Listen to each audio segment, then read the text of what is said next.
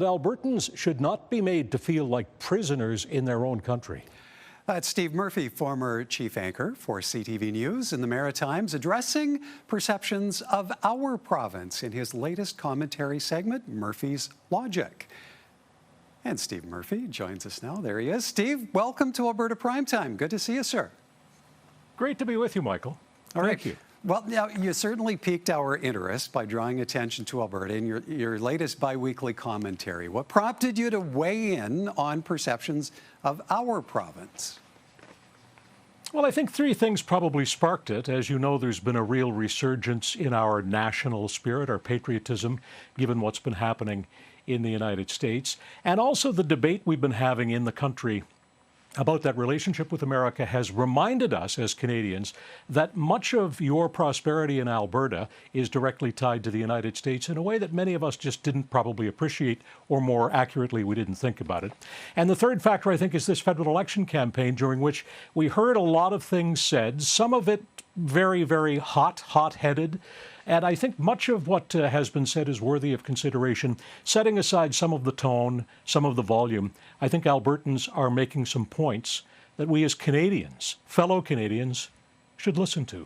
Some Albertans making the point about separation. It's an element, and we will touch on that in a moment, but your primary focus here is on Alberta, maybe deserving far more respect. In what light is our province maybe being viewed outside our boundaries?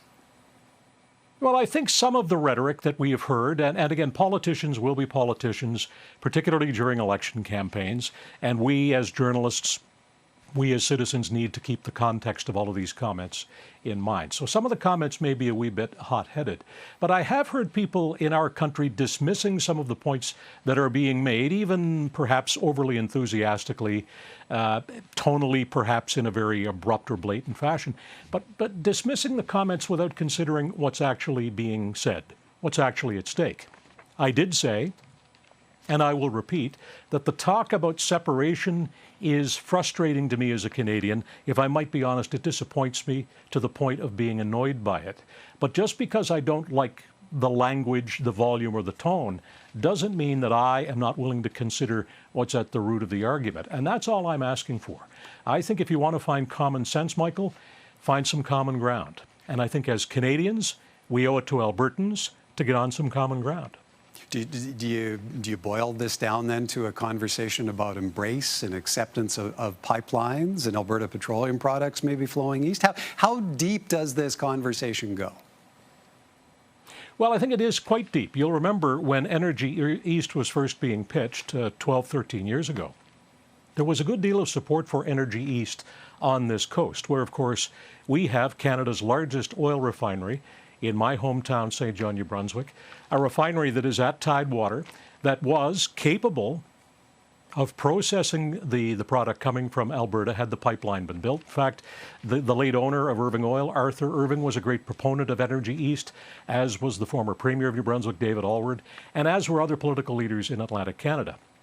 I don't want to give you the impression that everybody agrees with this, because not everybody does. And in a federation like ours, people are not going to agree on everything. But I think we can agree to listen to one another, to try to understand the arguments that are being made, to find some common ground, and to offer accommodation where we can, reasonable accommodation for reasonable expectations. There is, post-election, there's considerable debate out here in our province over efforts to trigger a referendum on separation. To what degree is it actually maybe hitting the radar with residents of Atlantic Canada? I think it's hitting the radar, and I think a lot of people are upset about it. Some people, frankly, are not very happy about it. I think we, as Atlantic Canadians, have gone through a lot of the turmoil that pertain to Quebec, the referenda in Quebec. We, of course, are neighbors of the province of Quebec and stood to become virtually isolated from the rest of the country had Quebec opted to separate. But you know what has happened in the years since the referenda is that Canadians have found reasonable accommodations to answer the needs, the demands, the hopes and dreams of Quebec. And that is why it does seem to me that Quebec should be first among the provinces to try to understand the hopes and dreams and aspirations and the expectations of the people of Alberta. But this begins with listening. This begins with the search for some common ground. And specifically, I think it does begin with a fulsome debate and discussion about pipelines.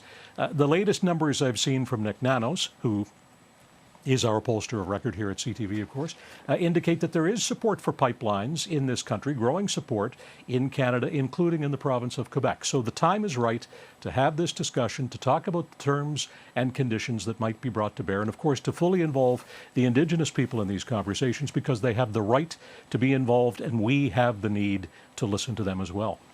All right. I want to see how people are listening to your commentary. It's been posted for a few days. What's been the response to this latest segment of Murphy's Logic?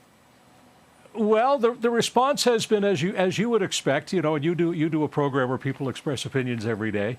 There's lots of enthusiastic response on both sides of the issue. I would say, if I was going to use, you know, sort of an unscientific calculation, Michael, that I've had more people agree with the point I'm making than disagree with it. But let's be clear about one thing. There's no support in this part of the country for the idea of Alberta leaving Canada. No one here wants to hear that. I think there is some sense that it's a message that we find disappointing, perhaps. I said even somewhat annoying. But at the root of the frustration, if we can call it that, is a message that I think we owe it to everyone in our country to listen to. All right. Steve, we'll have to leave it there for time. Very much appreciate your time this evening. Thank you kindly, sir. Appreciate your time. Great to talk to you, Michael. Have a good evening. That's broadcaster, commentator, and former CTV News chief anchor in the Maritimes, Steve Murphy.